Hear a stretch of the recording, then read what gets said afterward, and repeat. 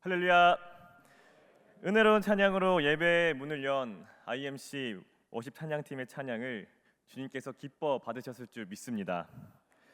이 시간 함께 예배드리는 임마누엘의 모든 성도님들 가운데에 주님께서 부어주시는 큰 은혜가 있기를 간절히 소망합니다. 성도 여러분, 오늘 본문은 남유다의 16번째 왕 요시아의 마지막 장면을 기록하고 있습니다. 요시아는 성경이 인정하는 몇 안 되는 선한 왕이었습니다. 다윗과 히스기야처럼 하나님 앞에서 정직하게 살았던 사람입니다.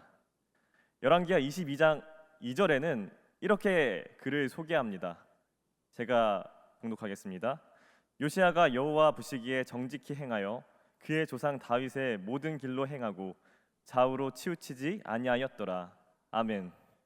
그는 8살의 어린 나이에 왕이 되었지만 하나님의 은혜 가운데에 강건하게 자라났고 무너진 남유다를 다시 하나님 앞으로 돌이키기 위해 그는 온 마음과 힘을 쏟았습니다. 우상 숭배로 더러워진 성전을 수리했고 율법책을 발견했을 때는 옷을 찢으며 철저히 회개했습니다.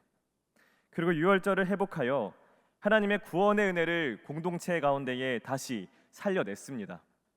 여러분, 요시아는 회개가 무엇인지 그리고 말씀 앞에서 자신을 낮추는 것이 무엇인지 아는 왕이었습니다.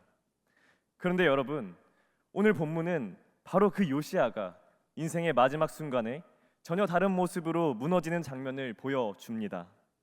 하나님의 음성에 민감하던 사람이 마지막에는 그 음성을 듣지 않습니다.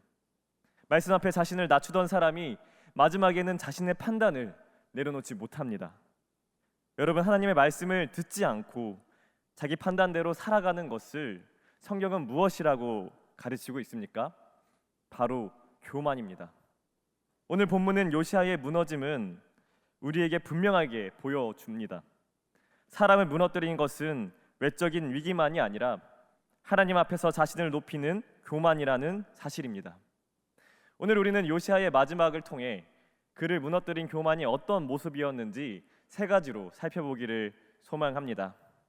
첫 번째입니다. 기도하지 않는 교만입니다. 역대하 35장 20절에서 21절 합독하시겠습니다. 시작. 이 모든 일 후 곧 요시아가 성전을 정돈하기를 마친 후에 애굽 왕 느고가 유브라데 강가에 갈그미스를 치러 올라왔으므로 요시아가 나가서 방배하였더니 느고가 요시아에게 사신을 보내어 이르되 유다 왕이여, 내가 그대와 무슨 관계가 있느냐? 내가 오늘 그대를 치려는 것이 아니요 나와 더불어 싸우는 족속을 치려는 것이라. 하나님이 나에게 명령하사 속히 하라 하셨은즉 하나님이 나와 함께 계시니 그대는 하나님을 거스르지 말라 그대를 멸하실까 하노라 하나. 아멘. 여러분, 오늘 본문의 시작은 이 모든 일 후라는 말로 시작합니다. 이것은 요시아가 하나님 앞에서 여러 가지 선한 일을 감당한 뒤에 일어난 사건임을 말해줍니다. 지도 사진 한번 띄워주시면 감사하겠습니다. 그래서 오늘 이야기의 전개를 살펴보면 애굽 왕 느고는 현재 바벨론과 중동의 패권을 겨루고 있는 아수르를 돕기 위해 북쪽 갈그미스 지역으로 군사를 지원하고자 합니다. 따라서 애굽은 아수르를 돕기 위해 갈그미스로 올라가고 있었고 그 길목이 무기토였습니다.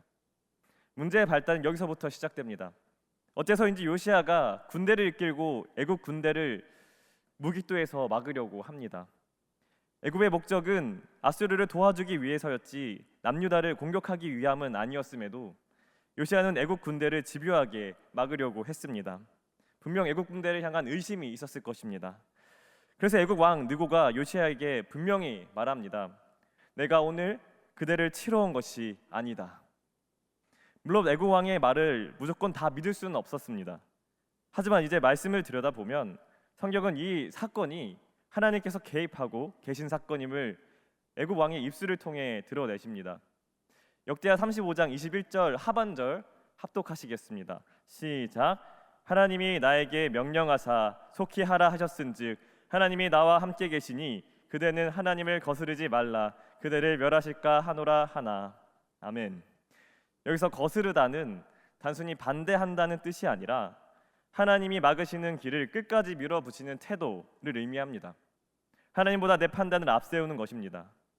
그래서 요시야는 어떻습니까? 결국 그 말을 거스릅니다. 여러분, 요시야는 애굽 왕의 이 말을 듣고 한 번쯤은 고민할 수 있었습니다. 한 번쯤은 하나님께 나아가 기도로 이 상황을 아뢰고 그분의 뜻을 구할 수 있었을 텐데, 그는 기도 없이 군사들과 함께 무기또 그 향하는 길을, 그 발걸음을 멈추지 않습니다. 기어이 애국 군대를 막고자 전진합니다. 성도 여러분, 우리는 흔히 교만이라고 하면 자기를 높이고 남을 무시하며 잘난 체하는 모습만을 떠올립니다. 물론 그것도 교만입니다. 그러나 신앙인에게 더 무서운 교만이 있습니다.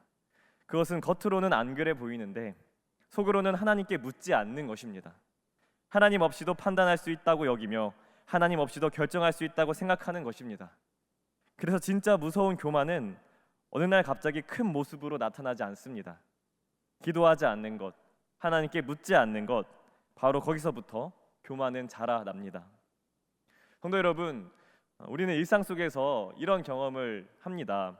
마트나 트레이더스에 가서 필요한 물건을 찾는데 아무리 둘러봐도 보이지 않을 때가 있습니다. 아, 여기 어딘가 있을 텐데, 저쪽인가? 지난번에 본 것 같은데. 그때 가장 빠른 방법이 무엇입니까? 혼자 더 헤매는 것이 아니라 바로 직원을 찾는 것입니다. 왜냐하면 그곳의 구조를 가장 잘 아는 사람이 바로 직원이기 때문입니다.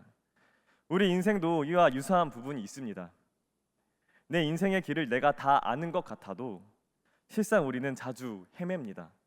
지나고 보면 후회할 때가 많이 있습니다. 그렇다면 여러분, 우리가 놓쳐선 안 될 가장 중요한 것은 무엇입니까? 그것은 내 길 가장 잘 아시는 분께, 하나님께 기도하고 그분의 인도하심을 구하는 것입니다. 잠언 3장 5절 6절 합독하시겠습니다. 시작. 너는 마음을 다하여 여호와를 신뢰하고 내 명철을 의지하지 말라. 너는 범사의 그를 인정하라. 그리하면 내 길을 지도하시리라. 아멘. 여러분, 오늘 요시야는 악해서 무너진 것이 아닙니다. 다만 기도 없이도 옳은 판단을 할 수 있다고 여기는 순간 그는 휘청거리고 무너졌습니다. 그러므로 사랑하는 성도 여러분, 교만은 하나님께 묻지 않는 작은 습관에서, 기도하지 않는 작은 습관에서 시작됩니다. 따라서 우리는 오늘 말씀 앞에서 이렇게 기도해야 될 줄 믿습니다. 하나님, 하나님의 길에 있게 하소서. 하나님의 뜻이 아니라면 막아주시고 하나님의 인도하신 가운데에 살아가게 하옵소서. 이렇게 간절히 기도함으로 내 명철이 아니라 하나님을 신뢰하고 하나님을 인정하며 기도로 길을 묻는 임마누엘 모든 성도님들 되시기를 예수님의 이름으로 축복합니다. 두 번째입니다. 순종하지 않는 교만입니다. 역대하 35장 22절 합독하시겠습니다. 시작. 요시야가 몸을 돌이켜 떠나기를 싫어하고 오히려 변장하고 그와 싸우고자 하여 하나님의 입에서 나온 느고의 말을 듣지 아니하고 무기또 골짜기에 이르러 싸울 때에. 아멘. 22절은 순종하지 않는 교만이 어떤 모습인지 아주 분명하게 보여줍니다. 첫 번째, 요시야는 하나님의 뜻을 거부합니다. 요시야가 몸을 돌이켜 떠나기를 싫어하고, 요시야는 하나님의 뜻을 몰라서 돌아가지 않은 것이 아닙니다. 돌아갈 수 있었지만 싫었습니다.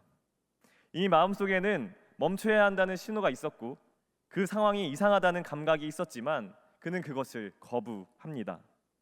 두 번째는 그는 하나님의 뜻에 저항합니다. 오히려 변장하고 그와 싸우고자 하여. 요시야는 꾀를 내어 변장하고 전쟁을 치르게 됩니다. 변장은 무엇을 의미합니까? 이는 단순한 전술이 아니라 요시야가 이미 자신의 판단에 대한 위험을 느끼고 있다는 증거입니다. 하나님의 뜻이 아니라는 것을 스스로 느끼고 있지만 끝까지 멈추지 않는 것, 하나님의 뜻에 대한 저항입니다. 그리고 결정적으로 세 번째, 요시야의 마음은 그 방향이 어긋났습니다. 22절은 이렇게 기록합니다. 하나님의 입에서 나온 느고의 말을 듣지 아니하고. 여기서 듣지 아니하고의 뜻은 의지적으로 들으려 하지 않았다, 의지적으로 순종하지 않았다 라는 의미가 담겨 있습니다. 그는 자신의 의지로 정한 방향이 있었기에, 고집이 있었기에 말씀을 듣지 않았다는 것입니다.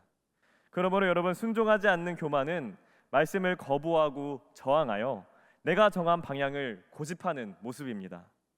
잠언 12장 15절은 이렇게 기록합니다. 합독하시겠습니다. 시작. 미련한 자는 자기 행위를 바른 줄로 여기나 지혜로운 자는 권고를 듣느니라. 아멘. 그러므로 사랑하는 성도 여러분, 우리는 내 고집을 붙드는 사람이 아니라 하나님의 말씀을 듣고 순종하는 지혜로운 사람이 되어야 할 줄 믿습니다. 그래서 우리는 이를 위해 기도해야 합니다. 주님, 내 안에 순종을 방해하는 모든 교만함을 버리게 하시고 하나님께 온전히 순종하게 하옵소서. 오늘도 하나님의 말씀 앞에 길을 열고 기도로 마음을 낮추며 순종으로 반응하는 임마누엘 모든 성도님이 되시기를 예수님의 이름으로 축복합니다.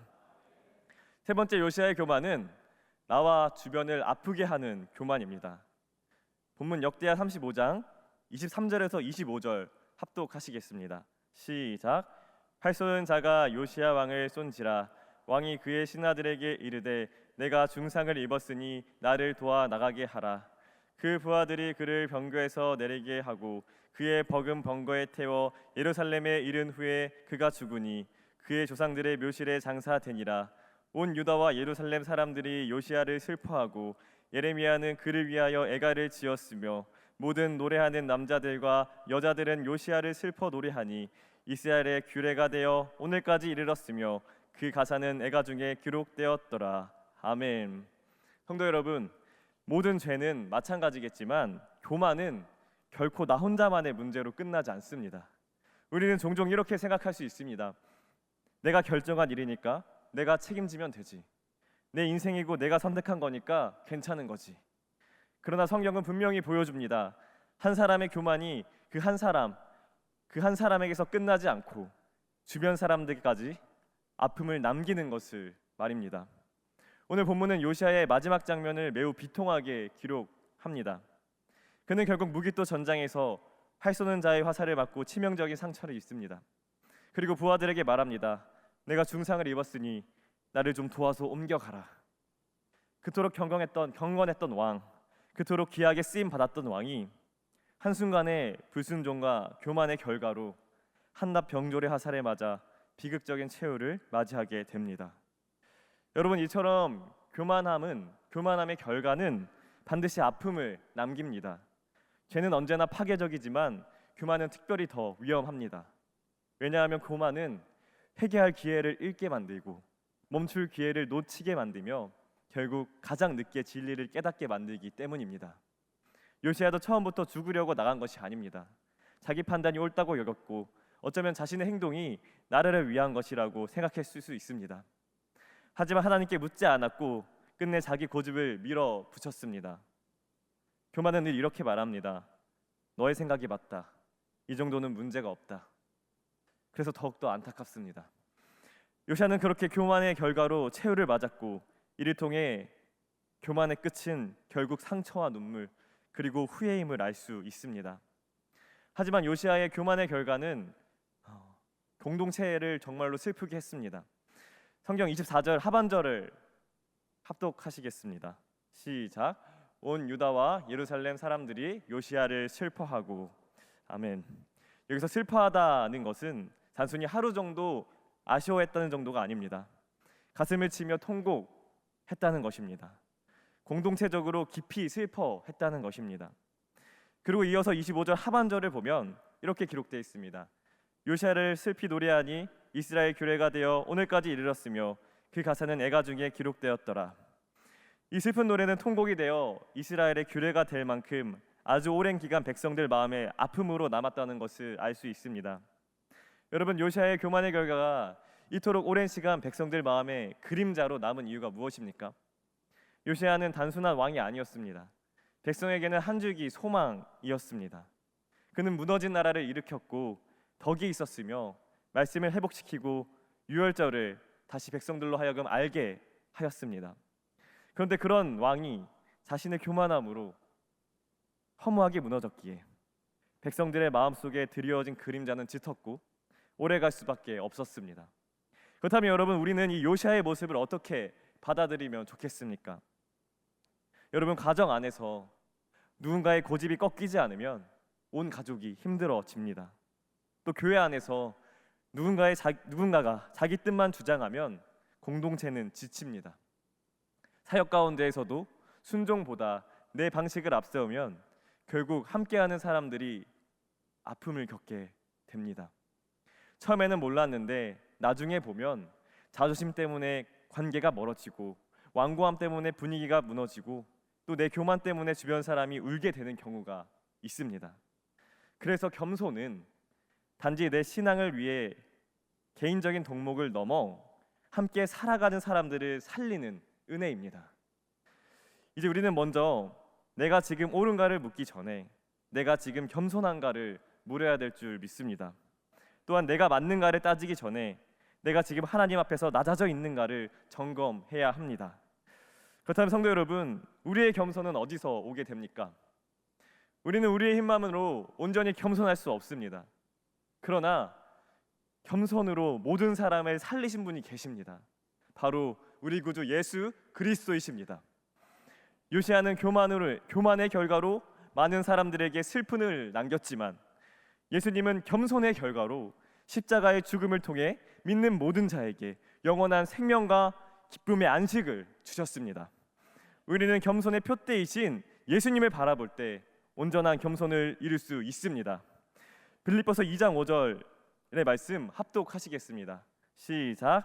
너희 안에 이 마음을 품으라 곧 그리스도 예수의 마음이니 아멘.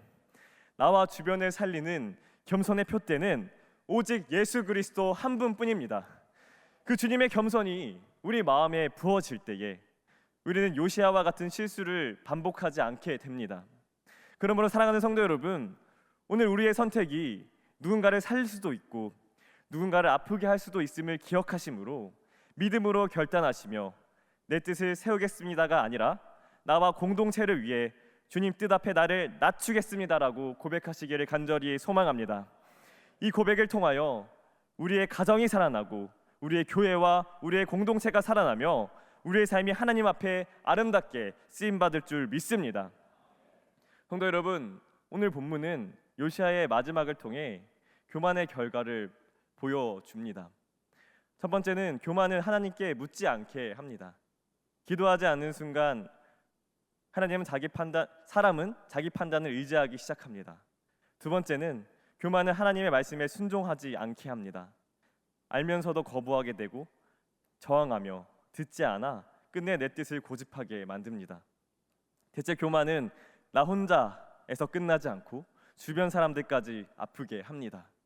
내 고집과 완고함은 나뿐만 아니라 결국 관계를 무너뜨리고 공동체의 슬픔을 남기게 됩니다.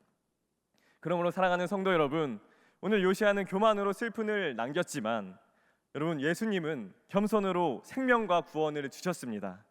따라서 우리는 오직 겸손과 순종으로 겸손의 본이 되신 예수 그리스도를 바라봐야 될 줄 믿습니다. 그 예수님을 바라봄으로 믿음의 길을 끝까지 아름답게 완주하시는 임마누엘의 모든 성도님 되시기를 예수님의 이름으로 축복합니다. 기도하시겠습니다. 할렐루야. 살아서 역사하시는 전능하신 하나님, 오늘도 말씀으로 우리 마음을 비추어 주시니 감사합니다. 오늘 요시야의 마지막을 보며 우리 자신을 돌아봅니다. 우리는 때때로 하나님께 묻지 않고 내 생각과 판단을 앞세우며 살아왔습니다. 이 시간 기도하지 않는 교만과 또 순종하지 못한 완고함을 하나님 앞에 내려놓사오니 자비로우신 하나님 용서하여 주시옵소서. 또한 원하고 기도하오니 오늘 이 저녁 우리의 마음을 낮추시고 다시 하나님 앞에 예수님의 마음으로 겸손히 서게 하여 주시옵소서. 언제나 내 뜻보다 주님의 뜻을 앞세우는 겸손한 사람이 되어 겸손한 봄이 되신 예수 그리스도를 날마다 또한 붙잡게 하여 주시옵소서. 이제 오늘 들은 말씀이 한때의 감동으로 끝나지 않게 하시고 기도와 순종으로 이어짐으로 말미암아 모든 임마누엘의 모든 성도님들이 우리가 끝까지 믿음의 길을 아름답게 걸어갈 수 있도록 함께하여 주시옵소서. 또한 매일 삶 가운데에 온전한 예배자가 되어 이번 주 임마누엘 결단 먼저 웃으며 양보하겠습니다를 결단하고 실천하게 하옵소서. 이제는 우리 주 예수 그리스도의 은혜와 하나님의 사랑과 성령님의 교통하심이 오늘 예배 가운데 말씀 앞에 서는 모든 성도님들 머리 위에 이제로부터 영원토록 함께 하시길 주님의 이름으로 축원하옵나이다. 아멘.